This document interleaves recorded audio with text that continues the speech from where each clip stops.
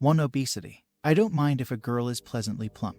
If anything, I'd probably irritate her by constantly sneaking up on her to nibble her love handles. But full-on obesity is fairly unacceptable. Not only do you not care about yourself enough to do anything towards your own fitness, but it's blatantly unhealthy. You literally have less and less time to be alive the fatter you are, and you absolutely do not care. Plus, I would have to imagine she's just not all that fun to be around in a romantic sense. And then on top of that, all the grease from the fatty food she eats resurfaces in the form of sweat, so she's always greasy, always having some kind of pimply face, always out of breath.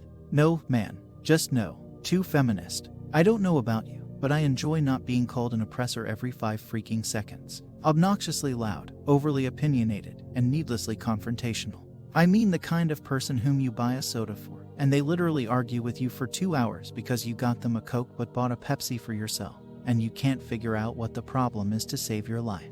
The sort of person who hasn't learned that not every single solitary happenstance of life requires the assembly of a Harvard debate team, or who's constantly feeling the need to confront complete strangers in public. This would also fall under the feminist category. 3. Too much makeup.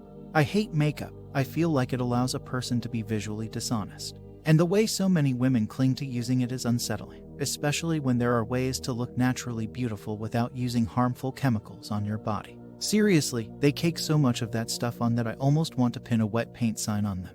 I literally don't want to even touch someone who has a lot of makeup on because I don't want to feel like I'm getting all sorts of assorted grease, slime, and powder on my clothes and skin. 4. Emotional support. She's looking for a therapist and wants to be your patient. Thinks you got lots of time to listen about this ex-boyfriend, and yet she knows what needs to be done and doesn't do it. Back and forth with exes. Uses men for emotional support when she needs to go and hire a therapist. 5. The inability to self-reflect. This is subjective, of course, but universal all the same. If you are talking to someone, no matter how attractive they are, and you point something out they simply cannot or choose not to take it in and give serious thought, even for just a moment, hope is lost. What makes a friendship or relationship more than sustainable, but prosperous, is a shared ability to self-reflect.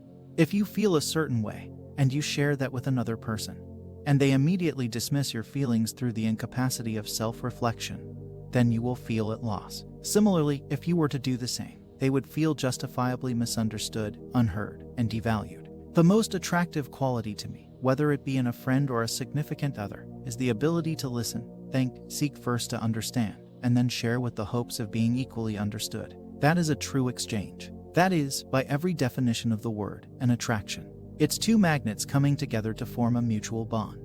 And that is only possible through self-reflection. 6. Attention seeker. She is only flirting for attention and really doesn't desire the man she's flirting with. The way I stop women like that real fast is by showing my intent early on. They disappear fast back to their tedious life.